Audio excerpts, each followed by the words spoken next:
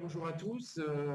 Je suis très heureux d'être là, très heureux de passer ces 3 jours en votre compagnie. C'est un peu un retour aux sources pour moi, parce que j'ai baigné familialement un petit peu dans l'univers, dans un milieu très laïque. Voilà, fils de mes 2 parents enseignants, ma grand-mère inspectrice d'éducation nationale qui avait créé un cercle Condorcet à Arras. Donc c'est mon milieu. Mon père élu socialiste, maire du Pas-de-Calais. Je pense que la folle, les amicales laïques, c'est des choses qu'en fait qui ont baigné mon enfance et auxquelles je suis toujours extrêmement attaché. Voilà. Et puis j'ai beaucoup travaillé sur les réseaux du Parti socialiste, et donc ces questions du milieu laïque, de l'évolution du milieu laïque m'a beaucoup intéressé, continue à m'intéresser.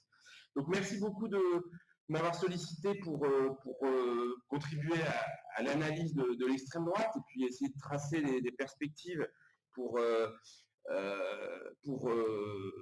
pas abandonner la lutte contre l'extrême droite, parce que c'est ça qui est assez frappant, je trouve, c'est que finalement la question alors non pas de l'extrême droite, parce qu'elle suscite énormément d'analyses en sciences politiques, on a énormément de travaux, etc., mais la question finalement de la lutte contre l'extrême droite a un peu disparu de l'agenda politique. C'est très frappant, je trouve. Il y a 20 ans, il y avait toute une réflexion sur comment on lutte contre l'extrême droite, il y avait des mobilisations, hein, souvenez-vous. Moi, j'ai participé, jeune étudiant, à la manifestation à Strasbourg en 2002, quand Marine Le Pen avait été, quand son père, Jean-Marie Le Pen, avait été qualifié au second tour. C'était une déflagration. Là, on a passé très clairement un nouveau seuil dans la progression électorale de l'extrême droite, je vais y revenir, et finalement, il n'y a pas d'électrochoc, il n'y a pas de mobilisation, il n'y a eu personne dans la rue, il y a 90 députés aujourd'hui d'extrême droite. Moi, je suis absolument convaincu qu'il y a une chance sur 2 que l'extrême droite finisse par prendre le pouvoir. Donc, cette hypothèse ne relève plus du tout du fantasme ou d'une surdramatisation. Et finalement, là, il n'y a eu aucune mobilisation et il y a une forme d'impuissance. Il y a une forme de sentiment de résignation, de fatalité, alors peut-être de mithridatisation, hein, on s'habitue au poison, qui s'installe et qui, à mon avis, tout à fait problématique. D'où, évidemment, l'intérêt de comprendre le phénomène et puis d'esquisser, mais c'est peut-être pas mon job directement, d'esquisser des pistes pour sortir de cette situation. Donc, effectivement, je vais peut-être rappeler, alors c'est un peu, un sujet un peu grave pour aborder cette journée, mais enfin, vous donner peut-être un état des lieux déjà de ce qui s'est passé ces derniers mois pour prendre la mesure, en fait, de la situation. Donc, aux dernières élections présidentielles, au premier tour des dernières élections présidentielles, c'est 1 Français sur 3 qui a voté pour un des 3 candidats d'extrême droite. Hein. Donc, aujourd'hui, 1 Français sur 3 au premier tour.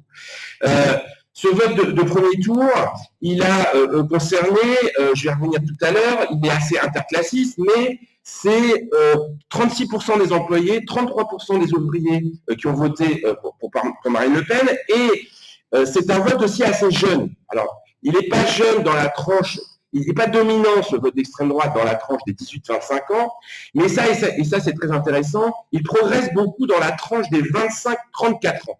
C'est-à-dire des jeunes qui entrent dans la vie active. Hein, on est passé sur cette tranche-là de 25% à 40%. Hein, c'est-à-dire que globalement, si les jeunes, les primo-votants, les jeunes étudiants ont voté plus tôt pour Jean-Luc Mélenchon, les jeunes, on peut les considérer comme tels, qui entrent dans le marché du travail, ont le sentiment que ça va mal et expriment ce désarroi par un vote d'extrême droite.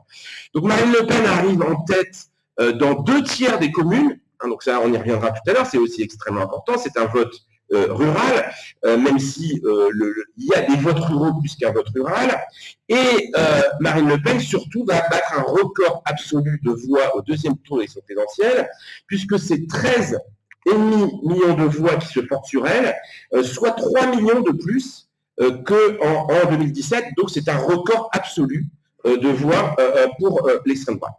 Pendant cette campagne, qui a été atone, cette campagne électorale présidentielle, Éric Zemmour a largement contribué, en fait, sous une forme peut-être un peu paradoxale, à la normalisation, dédiabolisation de l'extrême droite.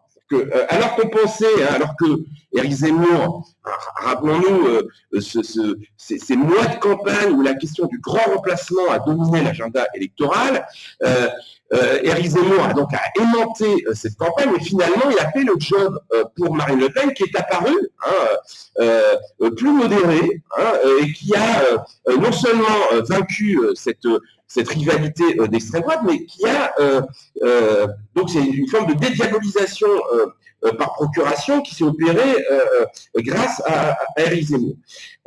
Les élections législatives sont aussi complètement historiques et peut-être même encore plus historiques pour l'extrême droite, puisque vous le savez, le Rassemblement national atteint une représentation parlementaire totalement inédite, 89 députés, c'est bien plus que la performance aux législatives de 86 avec la proportionnelle, et donc alors même que le scrutin majoritaire est structurellement défavorable à l'extrême droite, l'extrême droite devient le deuxième groupe parlementaire à l'Assemblée nationale. Et donc, ce qui est très très frappant, c'est la capacité, donc 200 circonscriptions où l'extrême droite est présente aux législatives, donc ça c'est complètement inédit, et la capacité à gagner des deuxièmes tours.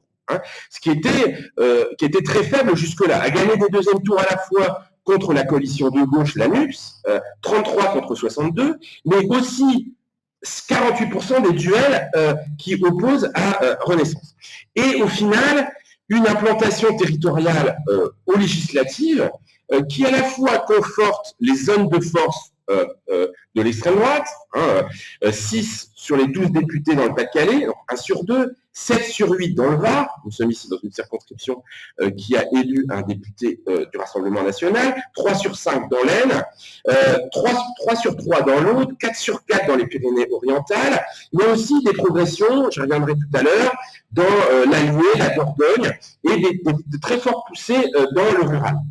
Le résultat de ces élections législatives, c'est une intégration institutionnelle sans précédent pour le Rassemblement national.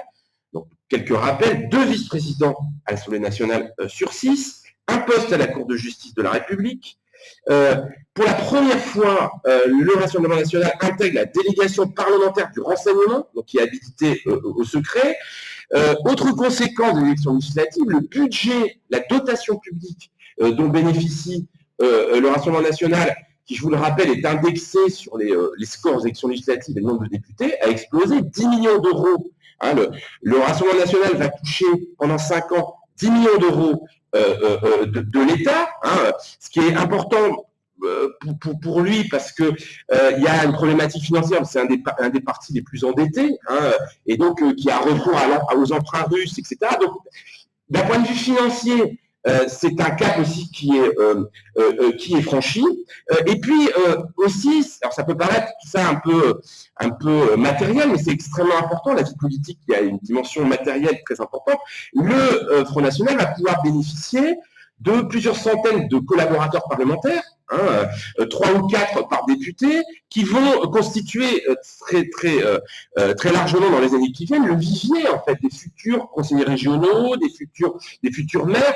Or, j'y reviendrai, un des gros problèmes du Rassemblement national, c'est l'absence de cadre, l'absence de structure, etc.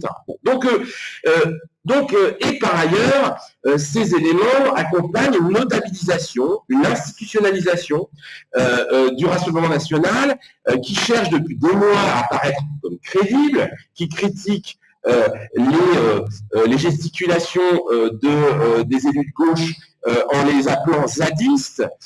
Voilà. Donc il y a une espèce très clairement d'installation, d'attitude tout à fait nouvelle, de respectabilité qui évidemment vise à faire du Rassemblement national un parti de gouvernement et qui évidemment inquiète. On pourrait évoquer aussi la sociologie de ces nouveaux députés.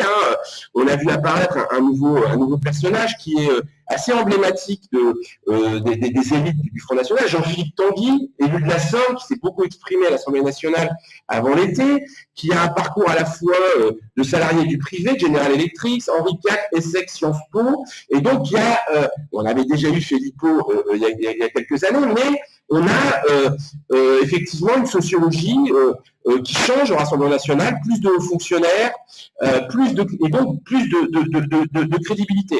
Concrètement, même si le Rassemblement national prétend défendre les milieux populaires, quand on regarde la sociologie en fait des 90 députés qui ont été élus, c'est 50% de catégorie supérieure, et donc la sociologie en fait des élites parlementaires du Rassemblement national n'est pas très différente en fait de celle des autres partis politiques.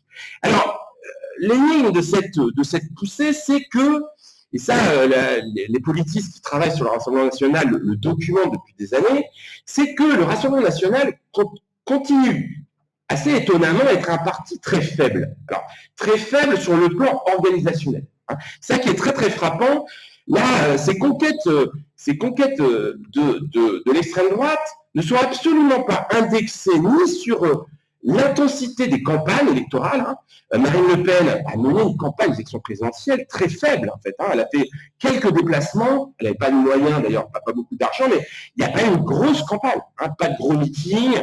Moi, j'ai fait un papier pour la revue Métropolitique sur les sorties de terrain des candidats. Bon, elle a fait une campagne avec un bus, donc il n'y a pas beaucoup de moyens. Et de manière générale, d'ailleurs, aux élections, lors des campagnes électorales, le Front National n'a pas beaucoup de moyens militants. Les moyens militants du Front National sont très faibles. Le Front National ne dirige qu'une quinzaine de communes.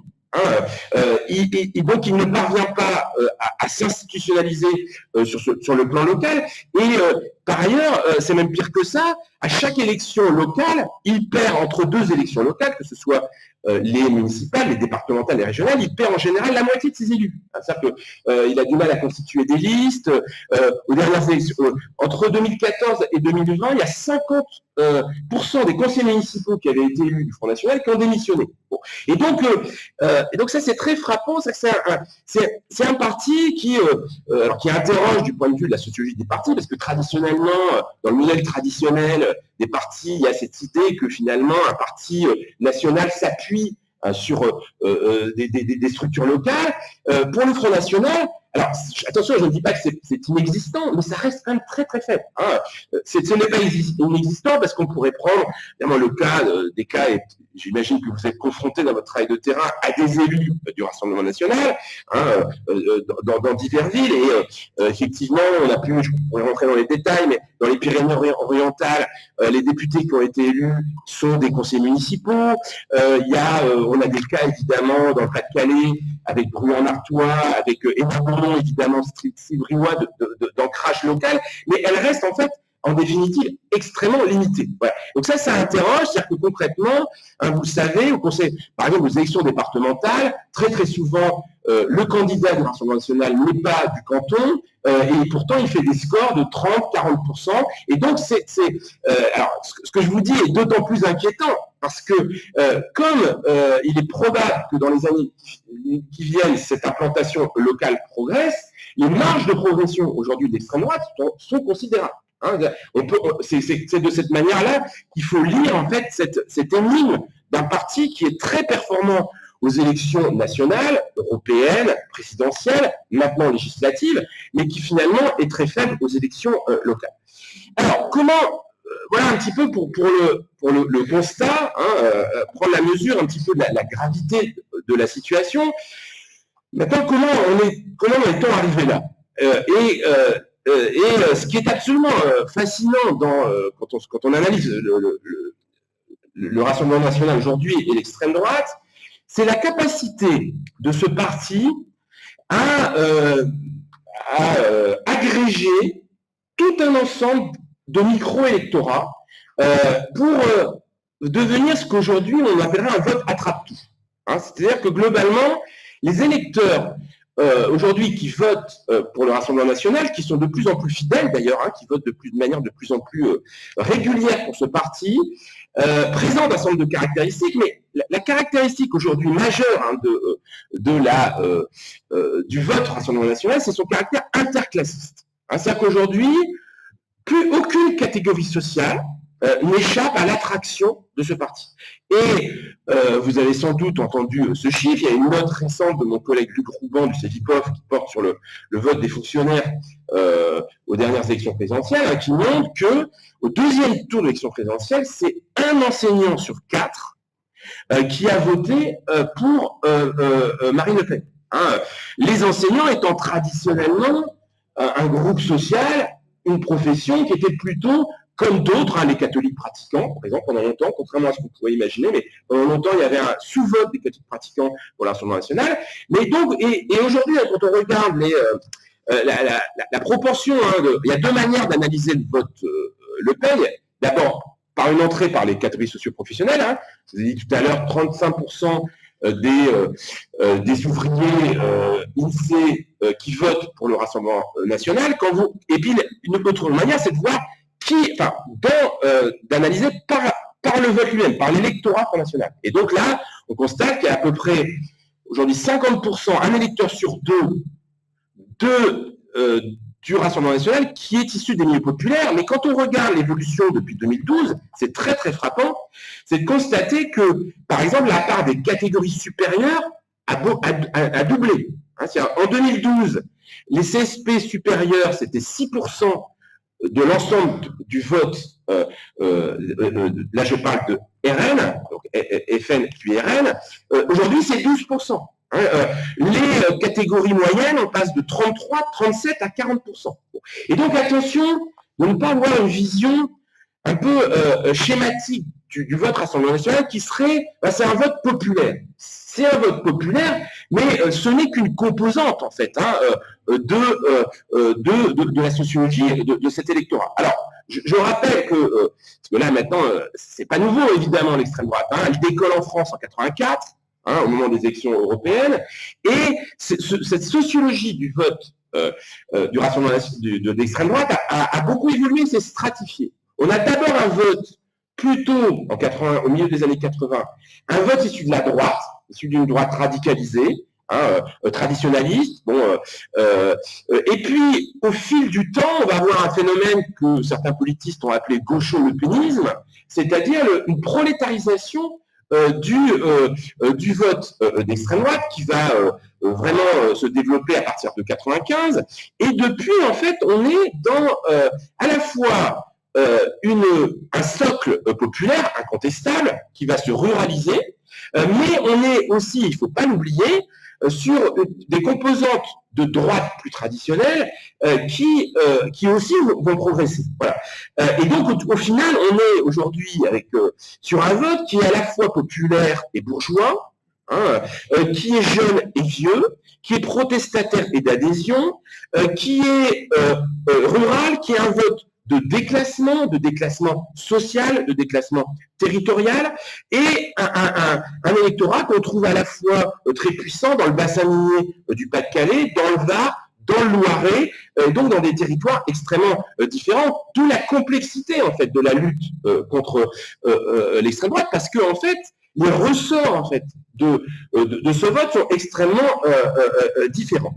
Bon, alors sur je reviens peut-être un peu sur chacune de ces dimensions. Bon, sur le vote populaire. Alors, c'est compliqué parce que les catégories populaires aujourd'hui, c'est un groupe de plus en plus hétérogène. Hein, et ce qui est très très frappant dans ce vote, c'est que les catégories populaires les sociologues l'ont bien montré, sont travaillés par des contradictions. Hein, il y a des catégories populaires intégrées, des catégories populaires extrêmement précarisées, et le Rassemblement national arrive à la fois à mobiliser des classes populaires très précaires. Hein, c'est le cas par exemple dans le bassin minier du Pas-de-Calais. Hein. Concrètement, on a pu établir dans mon labo que dans ces villes, le Rassemblement national va mobiliser souvent des familles monoparentales, qui vivent loin des centres-villes, qui sont dans une situation, en fait, qui vivent essentiellement de prestations sociales. Mais le paradoxe, c'est que le Rassemblement national va aussi mobiliser très fortement des catégories populaires plus intégrées qui justement dénoncent l'assistanat. Dénoncent l'assistanat, et ce qui revient très régulièrement dans le discours en fait des électeurs du Front National quand on les interroge longtemps, c'est que voter pour le Rassemblement national, c'est une manière de se démarquer non pas simplement de l'immigré, mais du cassos, de l'assisté. Et ce qui est incroyable, c'est que la valeur travail, dont parle François Ruffin, on y reviendra tout à l'heure, c'est quelque chose qui est associé à Marine Le Pen. C'est très puissant chez une partie des milieux populaires, ce que mon collègue sociologue Olivier Schwartz a appelé la conscience triangulaire. Traditionnellement, les milieux populaires, dans leur conscience de classe, qui s'est beaucoup affaiblie ces dernières années, se réfèrent en fait il y a le nous et le eux, se construisent contre la classe dominante, les patrons, la bourgeoisie, etc. Cette idée de conscience triangulaire, c'est l'idée que quand on appartient aux catégories populaires, quand on est soi-même plutôt intégré, on ne se situe pas simplement en haut vers les dominants, mais juste en bas contre les gens contre qui on veut se démarquer, et qui sont ces assistés. C'est un discours qui revient, des gens qui vivent des revenus sociaux, et Marine Le Pen donc joue sur les contradictions en fait des milieux populaires, et ce discours de l'assistanat que parfois même la gauche reprend, qu'elle a contribué à légitimer, bon, qui est un discours extrêmement classique,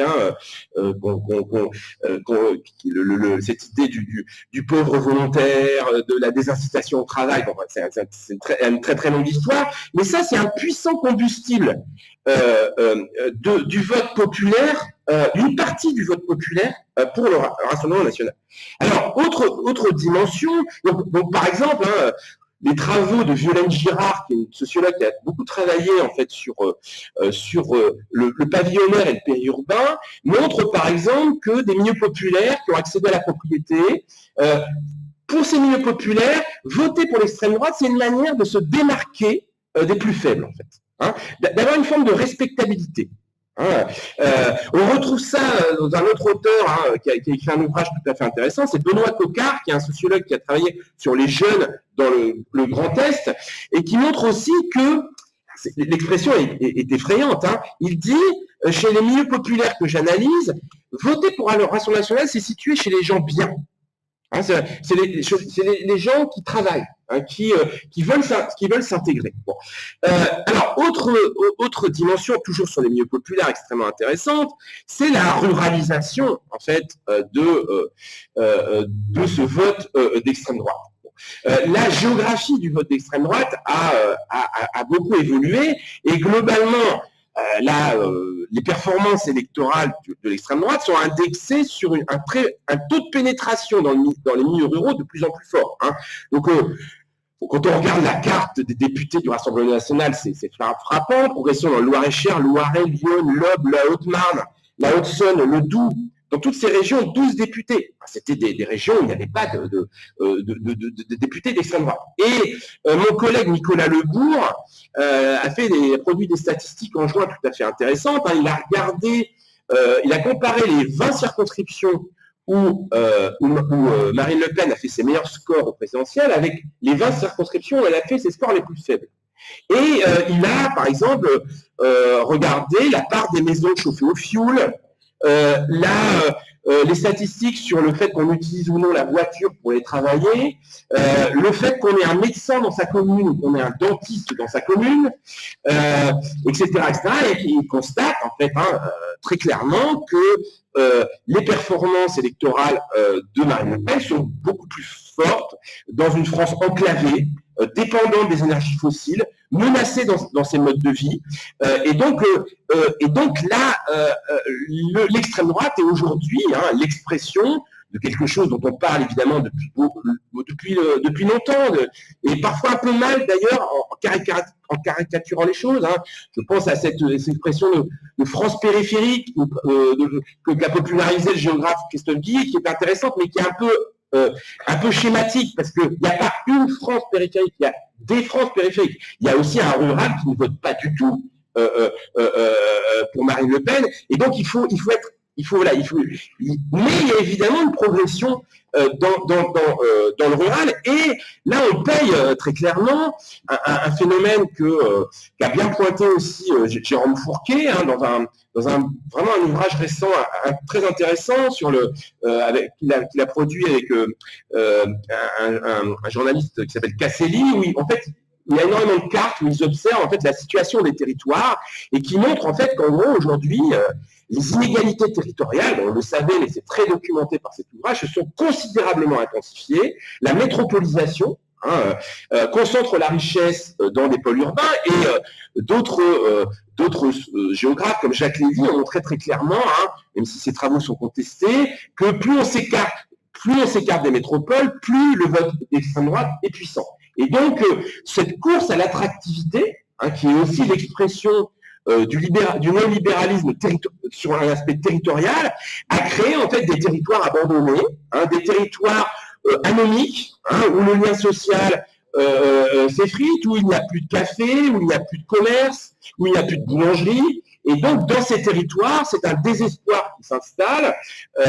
Alors, évidemment, renforcé, on l'a vu avec les Gilets jaunes, évidemment, quand en plus, le coût de la vie augmente, quand on stigmatise le mode de vie rural, qui serait très, très négatif en termes de réchauffement climatique, etc. Bon, et donc, ça, évidemment, cette question de la relégation territoriale est un puissant combustible, en fait, du vote d'extrême droite.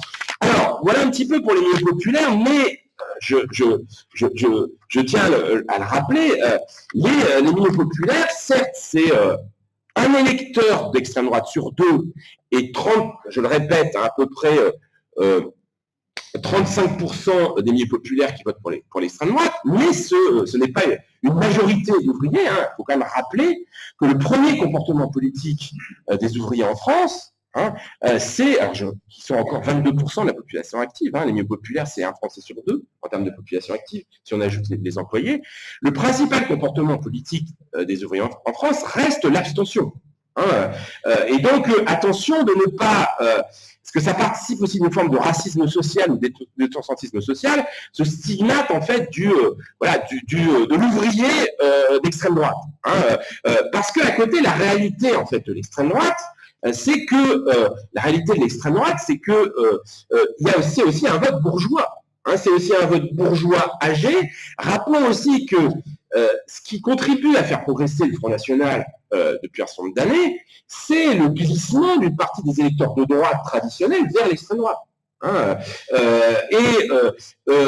Aujourd'hui, il est évident que Éric Zemmour, par exemple, a fixé une partie des lecteurs des Républicains, qui glissent aussi vers l'extrême droite et qui n'ont pas du tout la même sociologie, les mêmes préoccupations que les électeurs populaires dont j'ai parlé tout à l'heure. Bon, et donc, effectivement, alors, ce qui est très intéressant dans la dernière séquence, c'est que ce vote, l'entreprise Zemmour, c'était l'idée de capter en fait cet électorat plus bourgeois d'extrême droite.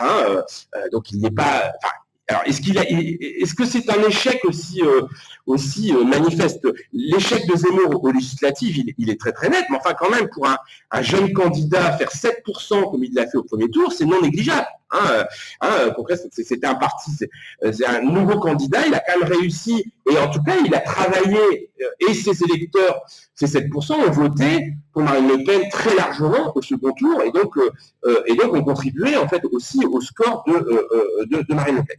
Voilà. Et donc Donc une composante à la fois très clairement populaire, mais une composante bourgeoise, alors qu'on voit par exemple évidemment dans le sud-est de la France, mais qu'on voit par exemple, je pense à une circonscription, la cinquième circonscription du Nord, qui est passée à l'extrême droite, pas très loin de Lille, qui était la circonscription de Martine Aubry, parce qu'elle avait été élue en 1997, qui avait été repris par la droite en 2001. Cette circonscription qui se situe à 20 km de Lille est une circonscription de droite traditionnelle qui est passée à l'extrême droite. Donc la réalité de l'extrême droite aujourd'hui, c'est aussi une droite radicalisée et qui donc est plus sensible au discours de Marine Le Pen. Et donc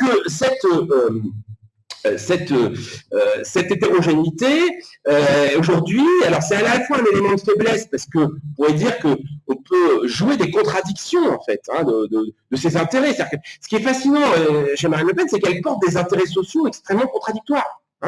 Comment le bourgeois retraité du Var et l'ouvrier précarisé du bassin minier peuvent se retrouver dans un même vote. Alors, les autres caractéristiques des électeurs du Front National, bon, évidemment, donc ça reste quand même une constante, c'est la question du rapport à l'immigré.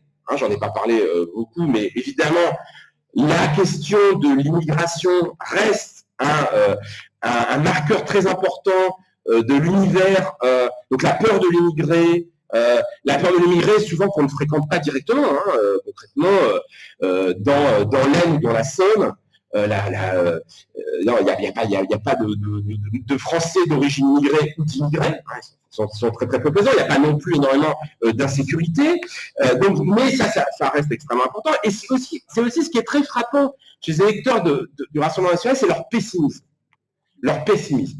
C'est des gens pessimistes et c'est des gens qui ont une confiance interpersonnelle très faible. Quand on demande en fait à ces électeurs, donc on a tout un ensemble de questions, mais c'est des gens qui n'ont pas confiance, qui n'ont pas confiance dans les institutions évidemment, mais aussi qui n'ont pas confiance dans le voisin. Et donc ce sentiment en fait de méfiance est quelque chose qui caractérise de manière générale leur rapport à l'altérité.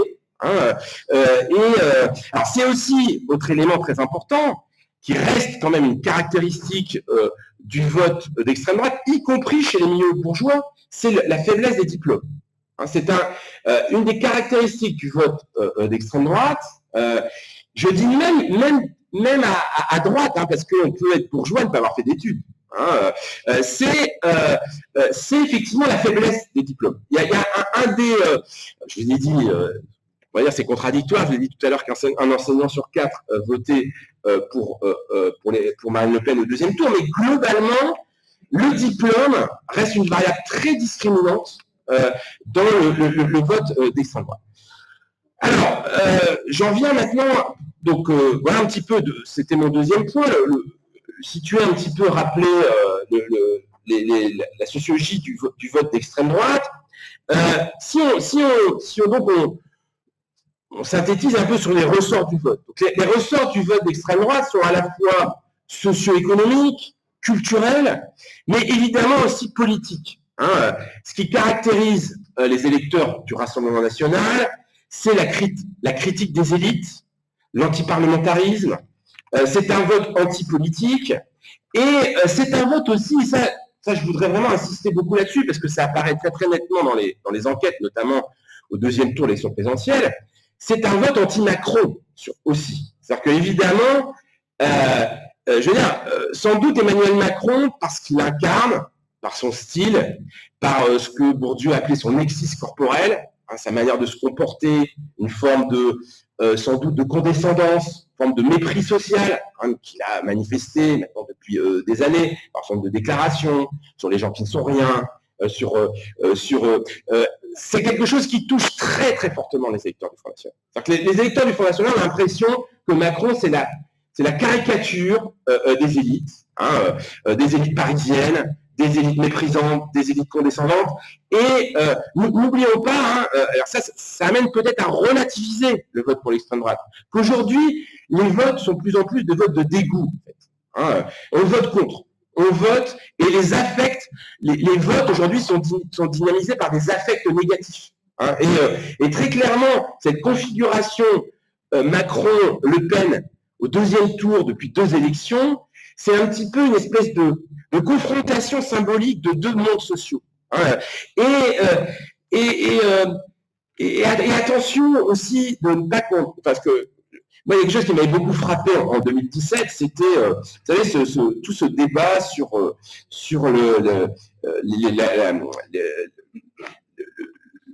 la prestation catastrophique de Marine Le Pen au débat, hein, en 2017. Et en fait, tous les journalistes, on dit elle est nulle, etc. Mais cette perception en fait du débat, elle est très socialement située en fait. Hein. Beaucoup d'enquêtes ont montré qu'en fait, beaucoup d'électeurs n'avaient pas considéré du tout qu'elle était nulle, ou alors trouvaient méprisant le fait qu'on juge qu'elle était nulle et associer ce jugement social à eux-mêmes. Voilà. Et donc penser par exemple qu'on va combattre le Front National en humiliant la représentante du Front National lors d'un débat, c'est non seulement, je pense, complètement illusoire politiquement, mais c'est sans doute une grave erreur politique. Hein. Voilà. Donc, et ça interroge parce que évidemment on a une conception, quand on a une conception rationnelle de la politique, fondée sur la délibération, c'est pas la conception des électeurs du Front National qui ont une autre conception de la politique, qui s'identifient en fait aussi, alors sans doute à tort, à Marine Le Pen, qui par ailleurs effectivement aussi appartient aux catégories supérieures, évidemment. Mais en tout cas, c'est ce lien qu'il faut interroger. Alors, je vais arriver vers la fin de mon propos. Ce qui est aussi extrêmement frappant, puisqu'on s'attache au ressort politique, c'est que ce qui explique aussi très largement la progression du Front National aux dernières élections législatives, et là, c'est très... Alors, je ne sais pas si ça me semble assez inquiétant, c'est la véritable explosion du Front républicain. Qu'est-ce qui a fait que le Rassemblement national a obtenu 89 députés? Hein, il se qualifie dans 200 circonscriptions au deuxième tour, mais surtout, il va remporter la moitié de ces deuxièmes tours. Et ça, c'est tout à fait nouveau. Hein, parce que concrètement, au deuxième tour, le Rassemblement national n'avait pas de réserve de voix et était largement battu. Or, quand on regarde, en fait, hein, on a toute une série d'enquêtes sur les configurations où, hein, donc on a à peu près la majorité des duels de deuxième tour dans lequel il y avait avec un candidat du Rassemblement national, c'était ou NUPS Rassemblement national ou Renaissance Rassemblement national. Et quand on regarde dans les 2 cas les reports de voix des électeurs de la NUPS ou des électeurs de Renaissance, à peu près dans les 3/4 des cas, il y a plus de 60% d'abstention. C'est-à-dire que globalement, les électeurs de la NUPS ne se reportent pas sur le candidat Renaissance, et encore plus marqué, hein, c'est un peu plus fort, les électeurs de Renaissance ne votent pas pour les électeurs de la NUPS. Et là, c'est aussi un autre aspect, je ne sais pas s'il est inquiétant, mais en tout cas, évidemment qu'il faut interroger, c'est la polarisation du débat politique. C'est-à-dire qu'aujourd'hui, c'est très très compliqué, dans un univers politique ultra polarisé, hein, de demander à un électeur de Renaissance de voter pour un candidat de la NUPS au deuxième tour, quand en plus Emmanuel Macron associe la NUPS à l'extrême gauche. Hein. Et donc évidemment, ce discours, cette assimilation de la gauche à l'extrême gauche, même s'il y a un incontestable déplacement du centre de gravité de la gauche vers plus de radicalité, et inversement, l'obsession anti-Macron des électeurs de gauche, hein, qui est extrêmement puissante, ça crée les conditions en fait de la progression du Rassemblement national, et donc un des obstacles majeurs en fait, hein, qui entravait en fait la progression du Front national a explosé. Et donc c'est ça que très clairement qui s'est passé aux dernières élections législatives. Alors on l'a déjà vu aux élections présidentielles, puisque déjà le Front républicain avait quand même assez bien, encore un peu moins bien fonctionné que 5 ans plus tôt, mais il avait fonctionné. Aux élections législatives, il ne fonctionne plus. Et donc évidemment, ça c'est inquiétant pour la suite, parce que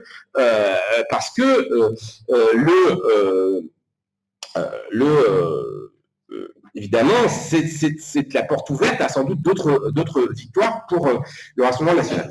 Alors, je termine peut-être pour revenir sur mes objets d'études plus propres, c'est-à-dire plutôt la gauche. Je pense aussi, alors, pour terminer sur Macron, il est évident de ce point de vue-là, le macronisme est un échec. Il faut quand même se souvenir que lorsque Macron émerge en 2017, il l'a d'ailleurs dit lui-même à plusieurs reprises, qu'un des critères de son succès, il l'a dit, c'est « je serai jugé à l'aune de la baisse de l'extrême droite ».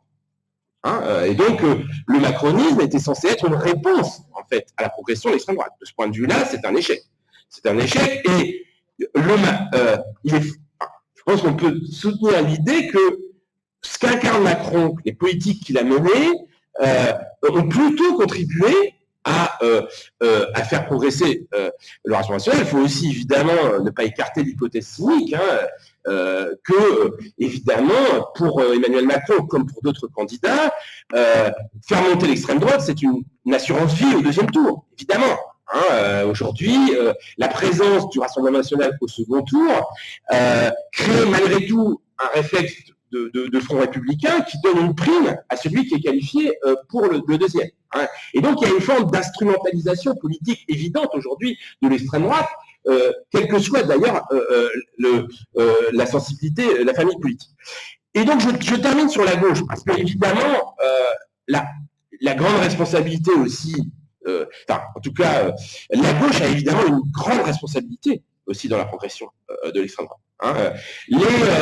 On le dit souvent, mais les territoires, beaucoup des territoires où aujourd'hui s'implante le Front National, c'est tout particulièrement le cas dans le Nord et dans l'Est, ont été des territoires d'ancrage de la gauche.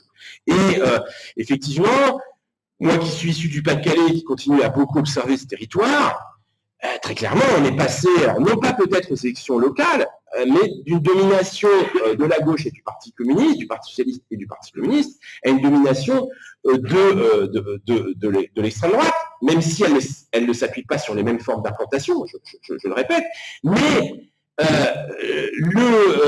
évidemment aussi c'est le vide de la gauche, c'est l'absence de travail politique de la gauche, l'absence de travail militant, idéologique, qui aussi a fait prospérer l'extrême droite. Et donc là, ça renvoie aussi à un débat que je trouve, j'espère qu'il ne va pas être occulté à gauche, ce débat-là qui mobilise beaucoup François Ruffin depuis juin, qui interpelle les dirigeants de gauche sur la sociologie de leur électorat. Je ne sais pas si vous vous souvenez, on en avait beaucoup parlé de cette fameuse note Terra Nova de 2011, qui prônait l'alliance, qui disait que la nouvelle coalition électorale à gauche devait être composée évidemment des diplômés urbains, des femmes, des minorités, des jeunes, et donc qu'il fallait abandonner les milieux populaires. C'était un discours quasiment explicite d'Olivier Ferrand, à l'époque, et qui disait, voilà, le milieu populaire, alors milieu populaire, parce que les quartiers, c'est aussi une fraction des milieux populaires, mais les milieux populaires sont définitivement acquis à l'extrême droite parce qu'ils ne sont pas libéraux sur le plan culturel, parce qu'ils sont xénophobes, etc. Et donc, il faut privilégier cette coalition. La ruse de l'histoire, c'est que, alors même que Jean-Luc Mélenchon, évidemment, s'est toujours insurgé contre cette note de Terra Nova, finalement, l'électorat de la NUPS n'est pas très très loin, en fait, de cette synthèse. Et donc, effectivement, aujourd'hui, les électeurs de la NUPS, c'est des diplômés urbains, des métropoles, c'est effectivement, et c'est, deuxième composante extrêmement importante, les jeunes des quartiers, les populations de culture musulmane qui ont voté massivement pour la NUPS. Et donc, concrètement, depuis 2017, ça a été très bien montré par un ami à moi qui s'appelle Franck Faravel, qui a fait une note qui montre en fait que le vote Mélenchon et le vote de gauche reculent dans les anciens territoires industrialisés et donc les zones traditionnelles de la gauche. Et donc, le risque, c'est que, et je reviens un peu au début de mon intervention, c'est qu'une partie de la gauche ait fait un peu le deuil en fait de reconquérir ces milieux. Et ça, c'est dramatique. C'est dramatique pour la gauche parce que si elle adopte cette stratégie, elle ne sera jamais majoritaire. Hein, et donc, c'est compliqué parce que, évidemment, ça met en cause tout un ensemble de contradictions. Alors qu'on a vu ces derniers mois entre la gauche Fabien Roussel, barbecue, et la gauche wokiste intersectionnelle Sandrine Rousseau, hein, qui ne s'adresse pas non plus au même fragment de la sociologie. Et moi, j'ai tendance à considérer, mais c'est facile quand on est observateur, qu'on n'a pas à choisir entre le féminisme et l'écologisme, enfin, entre le féminisme et les milieux populaires, et que la gauche doit essayer de construire une nouvelle synthèse qui est à la fois de mobiliser les minorités sans pour autant négliger des franges populaires plus traditionnelles. Mais en tout cas, il est évident que la gauche est face à ses responsabilités, c'est-à-dire que concrètement, bon, elle s'est relevée lors de ces élections législatives, mais enfin le score quand même de la gauche est quand même assez médiocre. Hein. Concrètement, 150 députés, historiquement, c'est quand même pas très très brillant. Mais en tout cas, la gauche aujourd'hui est confrontée à un défi sociologique majeur. Et aujourd'hui, en fait, et je terminerai là-dessus, cette question de l'extrême droite, elle est vraiment au cœur aujourd'hui des divisions de notre société, des contradictions, du malheur de notre société, mais pas simplement de ce malheur, aussi en fait de ce mouvement de rejet, de rétraction. On en parlait hier avec Philippe Poirier, une partie aussi de la société qui, je pense là plutôt à la droite traditionnaliste, qui se rétracte, qui rejette. Et donc, c'est à la fois un formidable analyseur de l'état de la société, mais aussi qui inquiète à bien des égards. Voilà, je vous remercie de votre attention.